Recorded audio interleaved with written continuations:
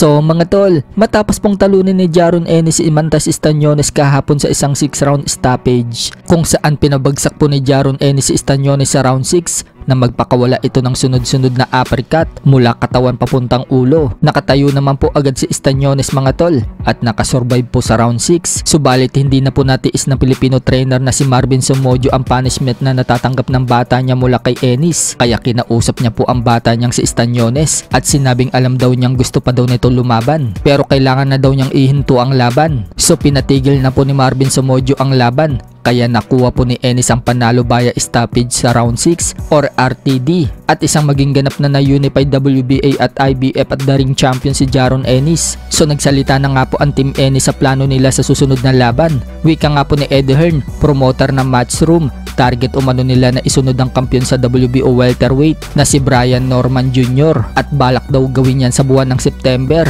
Makikipagnegosasyon daw sila para sa unification ulit ng mga titulo. Bigla nga pong may nagtanong kay Eddie Hearn mga tol kung sino daw ang mahigpit na makakalaban ni Jaron Ennis, si WBO welterweight world champion Brian Norman daw ba o si WBC welterweight world champion Mario Barrios. Sagot nga po dyan ni Eddie Hearn mga tol, si Brian Norman daw ang kailangan nila dahil naririnig daw niya na si Mario Barrios nakikipag-usap daw dito kay Manny Pacquiao. Listen, I heard that Barrios is talking about fighting Manny Pacquiao. I mean, what's all that about?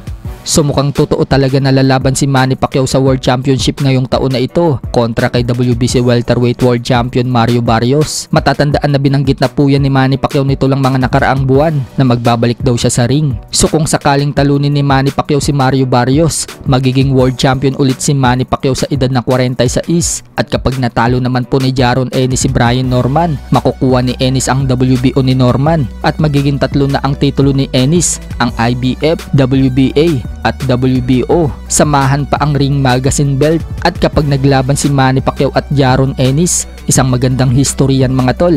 Magiging undisputed welterweight world champion si Manny Pacquiao kapag tinalo niya si Jaron Ennis. Wala pa nga pong Pinoy na nakakagawa na maging undisputed mga tol, kaya pagkakataon na po yan ni Manny Pacquiao. Kung matatandaan, yan din po ang balak ng mga world champion natin sa minimum weight class na sina Pedro Taduran at Melvin Jerusalem ang maging undisputed world champion ang isa sa kanila. Nakikulyaso pa po ang dalawang titulo, so kailangan muna nilang baklasin itong si Kulyaso. Kapag nangyari yan, si Pedro Taduran at Melvin Jerusalem ang maglalaban para sa undisputed. So malaking katanungan naman mga tol, kung kaya ba ni Manny Pacquiao na manalo pa kay Mario Barrios at Jaron Ennis sa edad na 46. Ano sa tingin nyo mga tol? Kaya pa ba maging world champion ni Manny Pacquiao? Sa kabilang banda naman mga tol, former 3 division world champion General Casimero mukhang may pinaparinggan sa post niya. Sa video po kasi ni Casimero mga tol na magpunta siya sa Cebu, marami po ang nagpa-picture sa kanya. Sa caption, sinabi ni Casimero parang kakatapos lang umano niyang lumaban, habang yung iba daw kakatapos lang daw ng laban